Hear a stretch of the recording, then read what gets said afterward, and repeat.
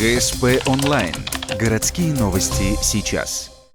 Вторник, 14:00. Поездка на ПЗРО. Хранилище отходов производства радио существует в Ухте с 40-х годов. Работы по его консервации и реабилитации начались еще в мае 2014-го. И вот они близятся к завершению. Тем не менее, ухтинцы обеспокоены, насколько безопасно для экологии обновленное хранилище. Сюда с других каких-то объектов ничего не завозится. Здесь происходит консервация действующих отходов, и дополнительно сюда никто ничего не привозит. Даже с объектов, которые есть у вас в регионе. Стена в грунте копается экскаватором. Затем она заполнится глинистым раствором. Совсем рядом река. Набухшая глина будет препятствовать прохождению воды внутрь хранилища и наружу. Через какой-то промежуток времени это будет плотная стена из природных материалов шириной 70 сантиметров. Глубина хранилища от 8 до 11,5 метров. Внутри нее отходы.